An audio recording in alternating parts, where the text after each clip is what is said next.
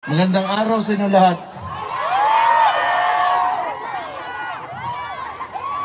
Kumusta naman kayo?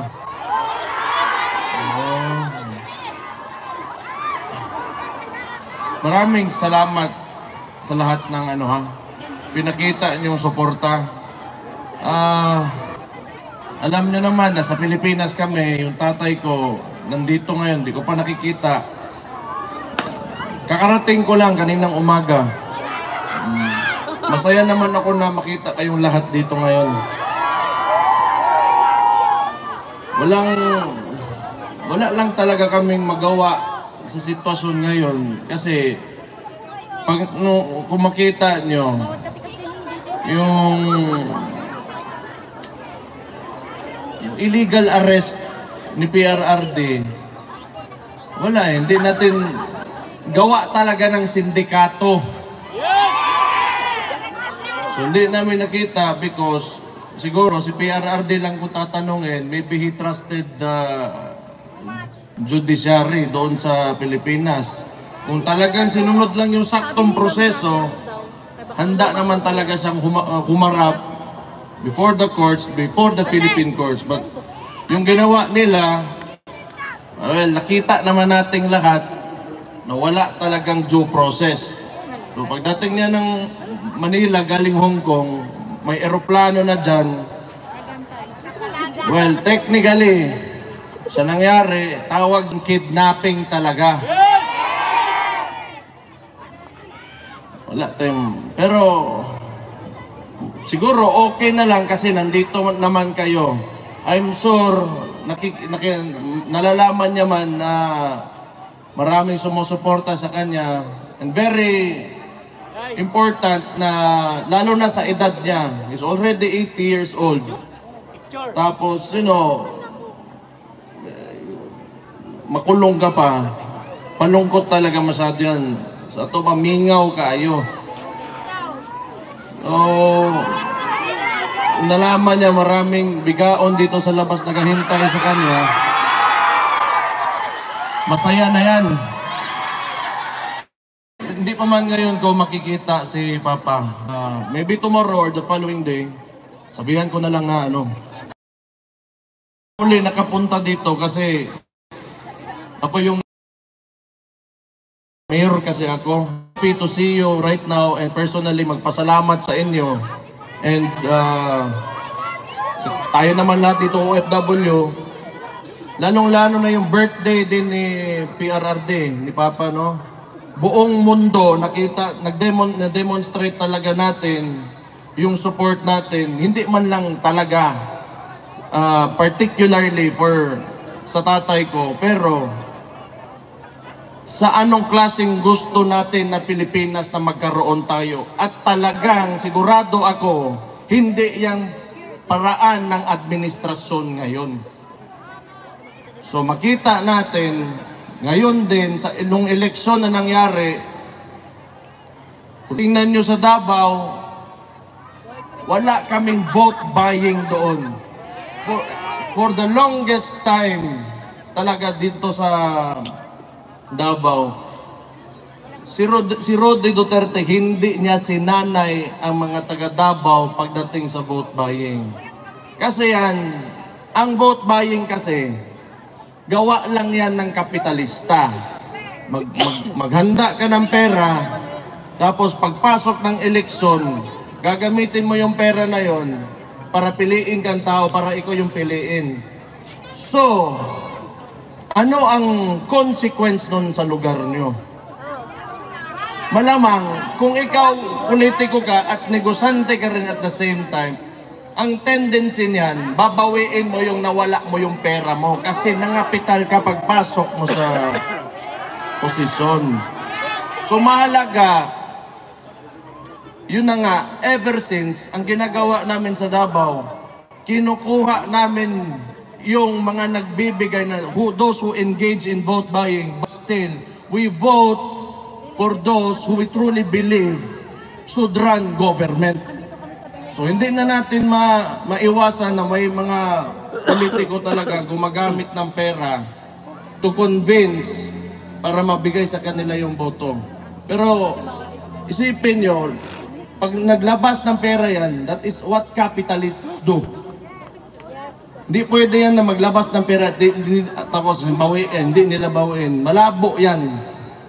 Pero pwede naman talaga na kung pumasok sila dyan, o di parusahan nyo, you take their money, then you vote for those who sino talaga yung karapat-dapat na mamuno dyan sa lugar. So, nakita natin, tingin ko nga, ang pakiramdam ko sa Pilipinas, slowly, it is going through a transformation. Kasi itong election na yun, na ito, marami ang mga nanalong kasama natin. Kahit papano sa PDP Laban, yung results na even without the resources that the opponents had, okay yung resulta natin kahit di man pumasok. Pero sige lang, simula pa lang to. At tandaan nyo, si Marcos, 3 taon na lang yung gago na yan.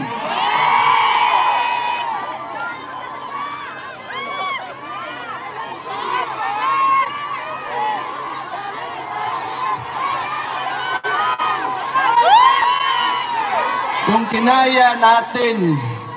kinaya natin 3 taon, ako sa Davao na bilang alkalde doon, pinahirapan nila ako, wala. Bakit ako malakas? Bakit ang Davao City andyan pa rin ngayon? Bakit si VP, yung kapatid ko, hindi tumitigil? Kasi alam namin na kayo mga Pilipino, kayo mga OFW dito, nasa likod namin lagi.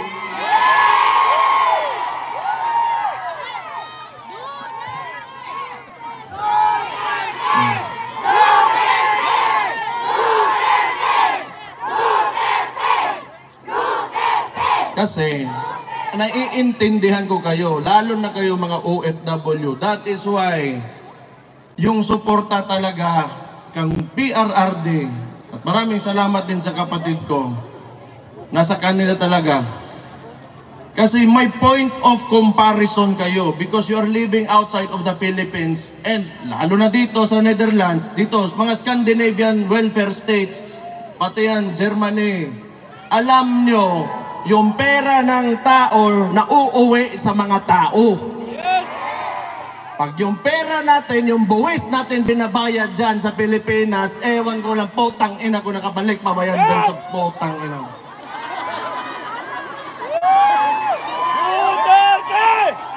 Hindi mo na alam saan napunta, nasa bulsa ng mga kurap ng mga potang inang politiko ng yawa na sulatanan.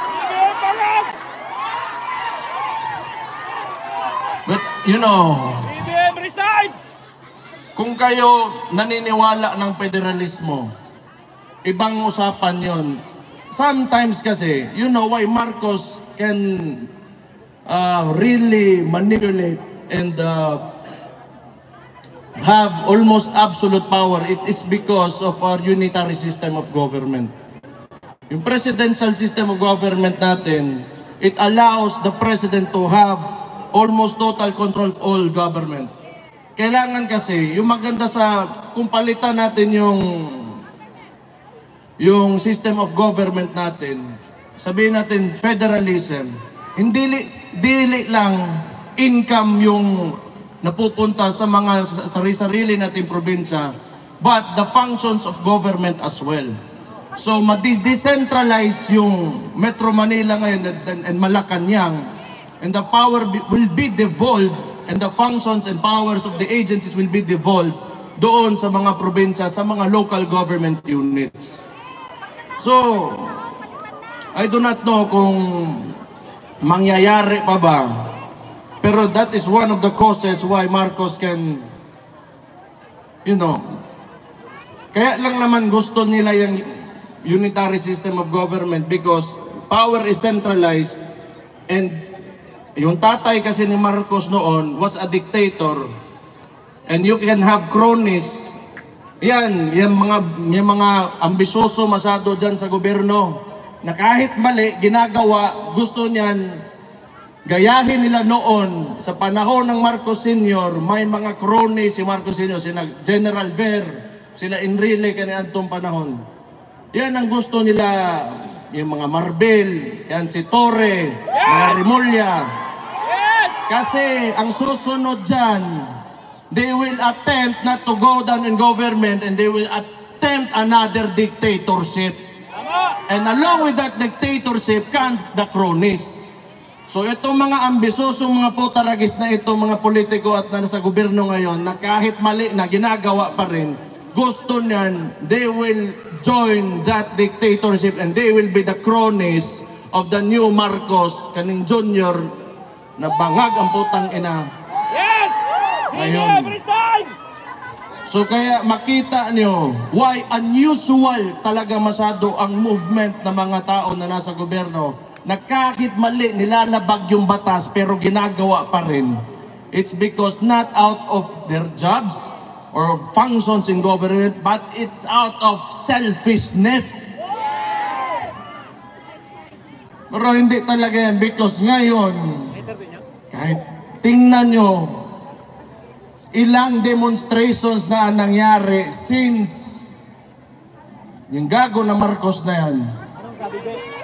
Nagsimula yan sa kapatid ko. You know, wala man talaga sana akong problema. Pero, ginatawag nila nga magnanakaw yung kapatid ko dahil lang sa confidential funds na yan eh. Pero ito yung sasabihin ko, ang tanong ko lang sana ba? Just to, you know, for the sake of argument, kung ang presidente merong billions in terms of confidential funds, tapos gusto nila impeach yung kapatid ko for 425 million pesos, in terms of amount, who is more impeachable? Ang billion or ang million? Yan, isa yan.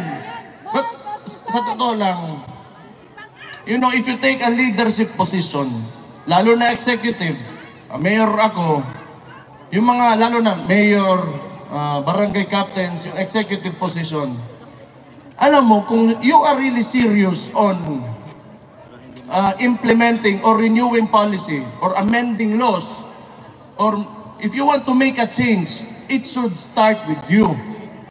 Kung sinasabi sana nitong Marcos na ito na masama may confidential funds, then it should start with him pababa so that he will be the example that we will follow.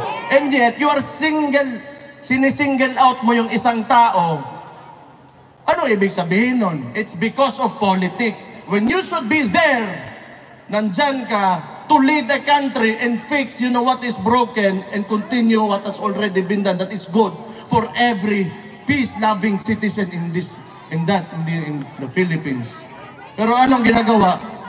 Ever since, ito lang talaga sa buhay ko, medyo nakita ko noon, Pinoy, before that, Peter Ramos and Erap, na we are, you know, a bit tolerant when it comes to government, but this is the only time that I've seen the Philippines that is so divided. And how can you live with that kung nakadiha, ikaw presidente, unya, you allow your people to suffer and even make lies, hantod karon, imong tag-20 nga bugas, wagya po na niabot.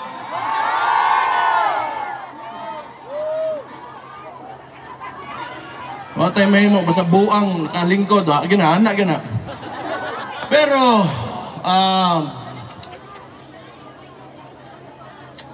as I said earlier, tanaw na ko, you know, like everybody's really putting it out there ba, kana yung nararamdaman nyo and how you really feel, kung anong gusto nyong direction para sa bansa natin. That's good.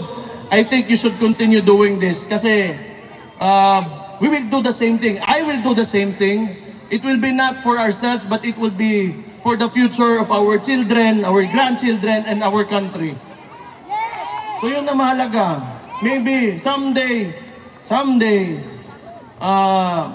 hindi na lalaki yung mga anak natin o yung mga apo natin, iba. Maybe they will be facing not the same problems na ito, lalo na itong malala talaga itong administrasyon na ito. Tingnan nyo, kahit kasama nila sa alyansa, nung pagpanalo ni Ping Lacson, what did he say? The 2025 budget is the most corrupt budget in Philippine history. Kahit kasama nila mismo, natapos lang sandali, sinabi na nila. Wala talagang Sa totoo lang, hindi ko maintindihan why they can afford to do all of this. And 2028, matatapos din ang termino ni Marcos eh. So anong gusto niya? Hindi ko talaga alam.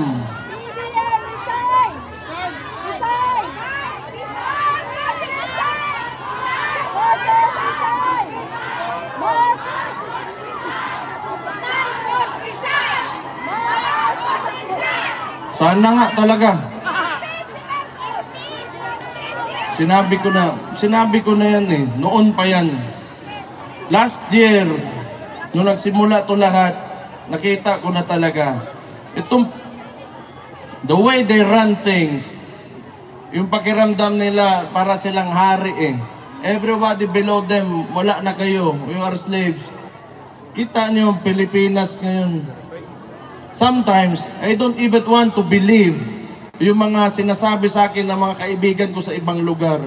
Luckily for us sa Davao City, we have been able to maintain the peace and order and the services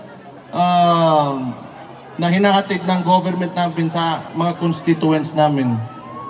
But it's really sad to hear other people who are disappointed with what's happening now in the country. But ito rin yung maganda rin. Maging contrast ito, if you truly believe in the governance of Rody Duterte. May anak pa naman sa dyan, isa yung kapatid kong babae. Kung gusto niya ipatuloy yung tunay na pagbabago, pilitin natin na tumakbo ito ng 2028.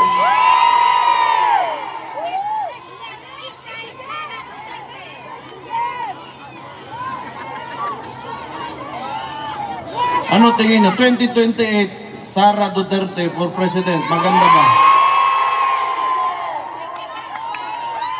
Sabihin ko kayo nagsabi ha. Kaya baka suntukin ako niyan.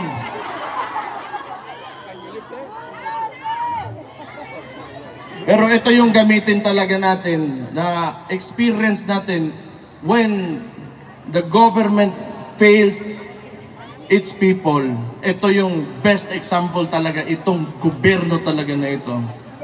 Kahit man lang sa puro kalokohan talaga. Kahit press release, kalokohan, puro kasinungalingan, puro politics. Wala kayo makita bagong tulay ngayon. Wala kayong makita, ewan ko na lang. But anyway, ayoko na magsalita masyado ng sobra pa nito. I'm just happy to be here, to see all of you, and sa mga lahat ng nakikinig na mga OFW na sa ibang bansa ngayon. Alam ko malakas talaga ang suporta ni Papa galing sa mga OFW natin. Salamat, kaayos niyong tanan. No. Dili kabayran ang kuan. Suporta nga nyo ginapakita. So, on my part, bilang anak ni Rody Duterte, I will look for a way and I will fight for you back in the Philippines when I go back there. May 3 taon pa, hindi nila ako natakot for the first 3 years. And I'm sure hindi nila ako matatakot for the next 3 years. Malabo yan. Malabo yan. Kay mga pisot sila, buisit na mga tawhana na.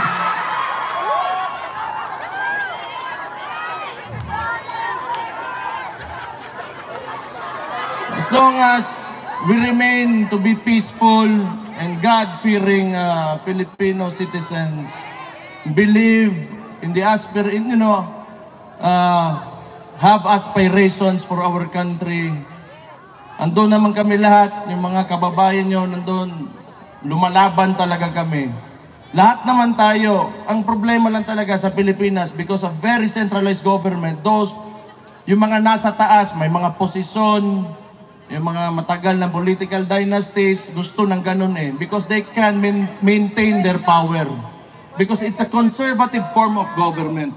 Kasi pag naging progresibo tayo, threatened yung mga positions nila.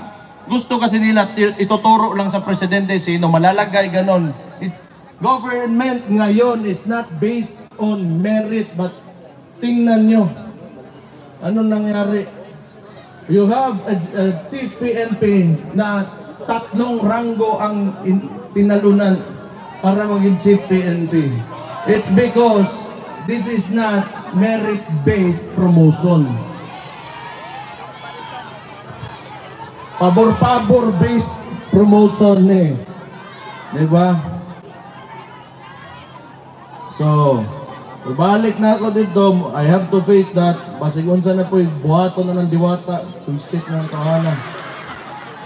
5 ka, nagbenta lang ng Paris overload. Sumali ng party list. Naging kidnapper, naging chief PNP si Diwata. Si Raulo, pero alam nyo, tingin ko, pag magkuha yan ng neuro exam, di yan makapasar. Buang talaga yan. No, nobody in their right mind would do what he did. Yung sinakay niya si PRD sa aeroplano because he is a police officer. He knows the due process. Kung nag-iisip talaga yon, kung sakto yung utak niyan, bagsak sa neuro yan. Sigurado ako. Along the way, may bakukang na misod sa utok, ana ba? Nakakaon siguro panos nga pansit. Mao na, pero nobody in the right mind would do that. That's totally illegal, and you know, the consequences of these actions are heavy, sa totoo lang. But we have a government nga who doesn't seem to know what the Constitution is. Anyway, human naman taong storya. Gusto ko kuhan. Ipaniwag ko na karon. Sa inyong tanan, mga gwapa o gwapo diha. Oh, naniwala naman kayo.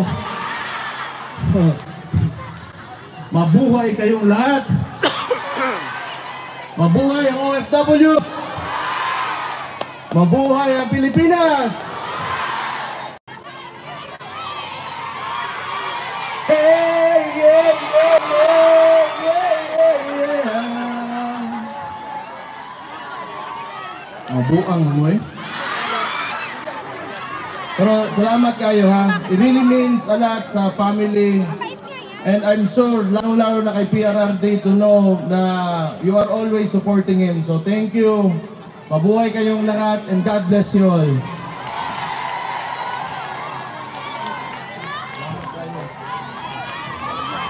Maraming salamat po, Vice Mayor Sebastian Baste Duterte.